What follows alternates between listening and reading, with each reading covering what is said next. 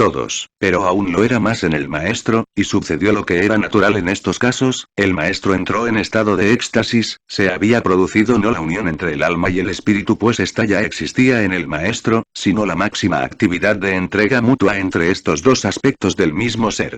El resultado estaba allí, pues una vez más el maestro se balanceaba físicamente. Se soltó la cadena, entonces los presentes contemplamos sorprendidos cómo el maestro se apoyaba en aquel grande y hermoso árbol. Probablemente, para algunos de los estudiantes gnósticos mexicanos aquello era lo natural, pero no era lo mismo para los visitantes. De pronto habla el maestro y dice más o menos esto. Dentro de mí está presente mi mónada, mi real ser Samael, y todo el que sea tocado por mí será curado, sanado. Y a partir de esas palabras todo el que podía aproximarse, lo hizo, unos de pie, la mayoría se arrodillaban. El maestro tenía sus ojos cerrados, y así caminó entre todos nosotros, buscando clarividentemente los enfermos. Y cuando encontraba a alguno, posaba su mano diestra sobre su cabeza, y murmuraba palabras y frases que a veces entendíamos, otras no. En algunos casos se detenía el maestro más tiempo, los enfermos eran sacados de su cuerpo físico y transportados por el aire del mundo astral a misteriosos templos de la medicina universal en Egipto. No solo eran curados sus cuerpos vitales, astrales, mentales o causales, sino que el maestro les mostraba las causas de sus viejos errores pasados, los cuales eran el fundamento de sus enfermedades kármicas. Mientras, unos no comprendían por qué el maestro los ignoraba a pesar de su insistencia en ser curados, otros lloraban, no se sabe si por el arrepentimiento o por la alegría de lo que estaban o acababan de vivir. Pero algo muy simpático acontecía fuera de estos milagros, la gran preocupación de uno de los organizadores de aquel encuentro gnóstico era continuar con el programa que se había trazado para ese día. Este miraba continuamente su reloj y preocupado por el horario, de vez en cuando le hablaba al maestro como tratando de sacarlo de aquel estado de conciencia desde donde estaba sumergido en su concentración para operar mágicamente. Pero el maestro le ignoraba, y seguía diciendo: todo el que sea tocado por mí será curado, será sanado. No solo curaba el maestro, sino que además se dio el caso de un niño adolescente al cual le despertó la clarividencia instantáneamente, y este describió lo que vio en ese instante. Al tercer logos en forma de blanca paloma. Y el niño, que se dice era mudo, habló para describir aquel milagro, concediéndole para un futuro, el don de la profecía, a cambio de seguir el camino gnóstico, y para ello comprometió a la persona que le acompañaba, un señor anciano, para que como testigo de lo que allí había acontecido, transmitiera a los suyos que tal niño en su momento debería recibir esta doctrina. Y precisamente, a esta persona adulta, le concedió el maestro la paz mental para todo el resto de su vida. Salimos de aquel bosque impresionados y aleccionados, con una visión del maestro y de su doctrina bastante diferente de todo lo que hasta ahora habíamos conocido. Comentamos entre nosotros que aquello había sido semejante a los milagros que algunas veces habían realizado los grandes maestros como Jesús. Es comprensible que se dude de estos fenómenos o que otros los acepten ciegamente. Lo mismo ha sucedido en otros tiempos. La verdad solo la podemos conocer adentrándonos en los estudios gnósticos para comprender no solo la naturaleza de estas facultades, sino además quién las concede. No suele el estudiante gnóstico comparar al maestro Samael con el maestro Jesús. Sabe el estudiante, por la propia doctrina, que Jesús es el más grande iniciado que en nuestro mundo ha encarnado al Cristo. Que antes, durante y después se ha encarnado el Cristo en aquellos hombres que se han preparado para ello. Que el Cristo no es un individuo, una persona, y puesto que se ha encarnado muchas veces, es el ejército de la voz, la gran palabra o aliento divino. Unidad múltiple perfecta es el Cristo, que como segunda fuerza del universo está presente íntimamente en cada uno de nos como Cristo íntimo. Y esta fue la doctrina que enseñó Jesús, la del Jesús íntimo, hoy comprendida gracias a la revelación gnóstica transmitida por el V.M. Samael Aun Weor. Aquel día comeríamos muy tarde. Habíamos alterado la programación prevista. Una pequeña batalla que la eternidad le había ganado al tiempo. Aquella comida con el maestro sería una convivencia excelente, en el marco típico de un restaurante de Guadalajara. También el escenario magnífico para que todos los participantes, como aquella primera noche en la Ciudad de México, se entrevistaran brevemente con el maestro, y sin faltar la fotografía, para estampar en un papel un recuerdo que ya estaba para siempre impreso en la conciencia. Al final de este acto no podía faltar el brindis, dirigido por el maestro, el cual pidió a algunos de los presentes dirigieran brindando algunas palabras a los concurrentes. Con el maestro tuvieron el sello esotérico todas las actividades de aquel primer encuentro gnóstico. Por ello jamás olvidaríamos aquel sencillo programa donde cada improvisación del maestro era siempre una cátedra para la conciencia. Qué buenos fueron aquellos días. Luego tendría que pasar mucho tiempo para que una institución retomara el espíritu de aquel encuentro. De este encuentro gnóstico, se gestaría un gran congreso, el Congreso de Guadalajara, México, año 1976. Sin duda, la proyección social de la antropología gnóstica psicoanalítica.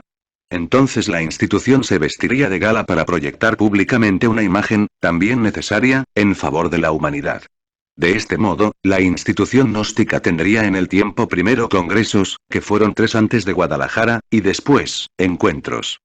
Pero el primer impacto social lo daría este, en el cual estuvo presente el maestro. En total han sido 12 eventos, 8 congresos y 4 encuentros.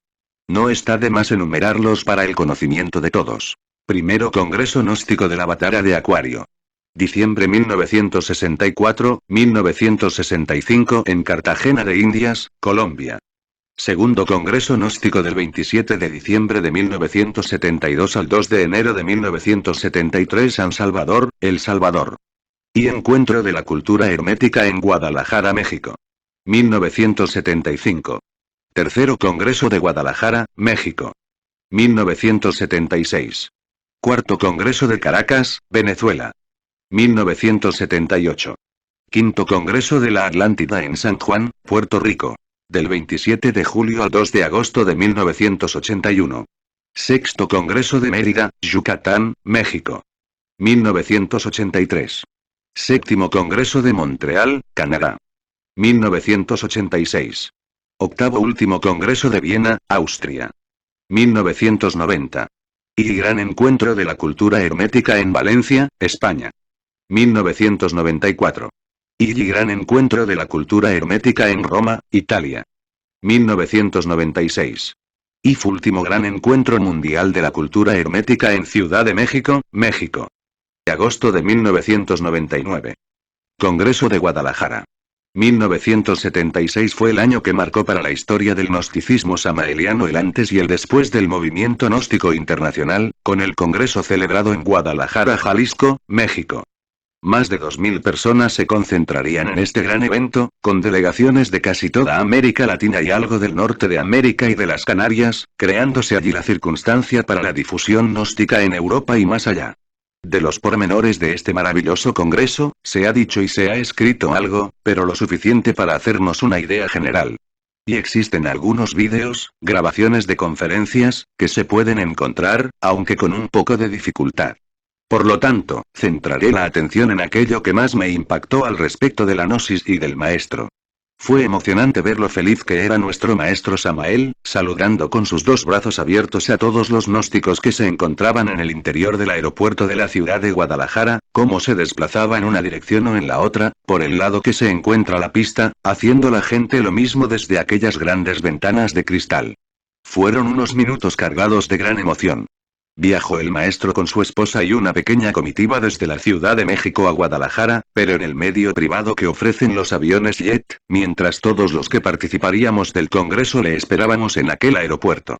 Si la estrategia había sido la de dar el primer impacto social, esto se consiguió, pues aquel aeropuerto quedó colapsado de gente que se movía de un lugar a otro. Para aquellos que tan solo queríamos estar cerca del maestro con el fin de celebrar sus triunfos espirituales, conseguimos salir en ese momento del anonimato en el que normalmente se mueven las sociedades esotéricas, para proyectarnos como un movimiento social que a través de la antropología psicoanalítica, tiene mucho que decir a la humanidad. 2 experiencias que marcarían la nueva personalidad de la institución. Seguiría más tarde la apertura de aquel congreso con un protocolo necesario como presentación de todas las autoridades nacionales e internacionales, incluyendo a las diferentes delegaciones de cada país. El gran anhelo del maestro, expresado en sus palabras, era que en aquel momento fuéramos principalmente una gran hermandad gnóstica. Y esto aún resuena en mi mente, del discurso de apertura y de otros momentos de ese día y sucesivos. Hermanos gnósticos, con gran placer veo aquí una hermandad fuerte y noble, que aunque en el mundo físico no nos conocemos, sí en los mundos internos, soy el gurú de todos los gnósticos, sentí en aquellos instantes que una etapa concluía, la de Sudamérica, y se iniciaba otra muy importante, la de proyectar desde México la gnosis al mundo entero. Como quiera que ya había realizado el curso de misioneros, y los siguientes meses habíamos, Leida y yo, realizado una primera misión gnóstica. Después de este congreso no regresaríamos a Venezuela, permaneceríamos en México para cumplir junto a otra pareja de misioneros, nuestra primera misión internacional. En intervenciones posteriores del maestro, hacía hincapié en el avance de la institución hacia el Canadá y Europa, y quienes cumplirían estas misiones serían seleccionados de entre aquellos que fueran haciendo méritos en México, previo paso por el Canadá. Tendría que pasar mucho tiempo para que en idioma francés y algo del inglés que se habla en el Canadá, la gnosis penetrara tímidamente hasta Europa. Se anticiparía España, por el idioma, y desde allí Italia recibiría el mensaje gnóstico. Y de todas esas inquietudes que fue sembrando el maestro, al respecto de la misión gnóstica mundial, nos quedó en el corazón este momento estelar. La definición más exacta y bella de lo que es un gnóstico. Fue en el inolvidable Congreso Gnóstico de Guadalajara, Jalisco, México, del año 1976, donde escuchamos del VM Samael Aunweor la definición más exacta y bella de lo que es un legítimo gnóstico. Sobre la tarima o estrado de aquella gran sala del hotel que entonces se llamaba Marriott y en la mesa presidencial, se encontraba el maestro esperando su turno habitual de cada día. Después de las consabidas palabras de presentación del moderador de aquel gran acto, este le cedió la palabra. Entonces fuimos testigos de aquel trascendental momento. Una vez más el maestro, aprovechando el uso de la palabra, improvisó o, mejor dicho, comunicó mediante la conciencia superlativa de su ser, un mensaje al mundo gnóstico de hoy y de siempre, no solo sobre lo que debe ser un misionero gnóstico, sino además, sobre lo que significa ser gnóstico. De pie y sosteniendo aquel frío micrófono como lo definía él, comenzó el maestro su disertación de ese día. Todavía el público presente no hacía ese silencio de atención necesario para escuchar con el debido interés, tal vez porque seguían ingresando nuevas personas al salón y otras no habían encontrado el lugar adecuado para ver mejor al maestro, o para registrar lo mejor posible en sus grabadoras la cátedra de ese día. Lo que fuera. El mejor momento no había llegado. Recordemos nada más que este congreso tuvo, aproximadamente, unos 2000 participantes. De pronto algo acontece, sucede. El maestro comienza a caminar con el paso lento de los grandes eremitas, se pasea reflexivamente sobre el estrado, algo importante está diciendo. Entonces su voz invita al silencio y a la atención consciente. Y así habló el maestro. Necesitamos misioneros debidamente preparados para el Canadá y Europa. Hombres pacientes, capaces de soportar las más arduas disciplinas. Amigos de la cultura, verdaderos aspirantes a la ciencia pura. Queremos que nuestros misioneros tengan sentimiento de artista, que amen la ciencia, la filosofía, y la mística. Que vibren deliciosamente con las columnas corintias de Grecia, la amante de la belleza. Que sientan en su corazón la mística de un Francisco de Asís, que realmente amen la sabiduría de Egipto.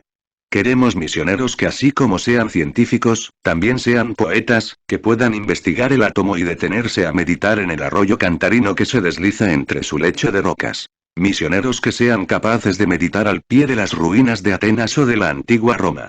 Misioneros que sepan admirar el cincel de Praxíteles. Misioneros que sepan amar verdaderamente a la humanidad entera. Misioneros que vibren con la lira de Orfeo y que canten con Homero en la tierra deliciosa de los helenos, esa es la clase de misioneros que anhelamos. Misioneros que sepan admirar el titilar de las estrellas, misioneros que estén enamorados de las noches puras, misioneros que tengan una novia, y que esta novia se llame Urania. Esa es la clase misioneros que deseamos.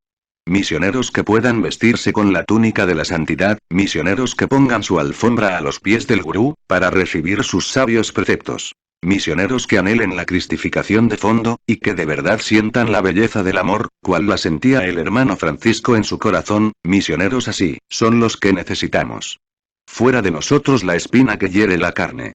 Fuera de nosotros la ira, la codicia, la lujuria, la envidia, el orgullo, la pereza, la gula. Fuera de nosotros la cizaña de la murmuración y de la calumnia. Fuera de nosotros el veneno asqueante de la envidia. Fuera de nosotros el monstruo de la lujuria. Queremos misioneros que con el paso lento de los grandes eremitas, vayan de puerta en puerta predicando la palabra, esa es la clase de misioneros que queremos. En modo alguno deseamos nosotros hacer de la gnosis un negocio. Fuera las finanzas del gnosticismo universal. Solo queremos una cosa. Amar profundamente a la humanidad. Paz inverencial. Y de este modo hoy revivimos aquel momento. Necesitamos misioneros debidamente preparados, se refería, el maestro, a hombres y mujeres pacientes, pues la iniciación esotérica exige una constante y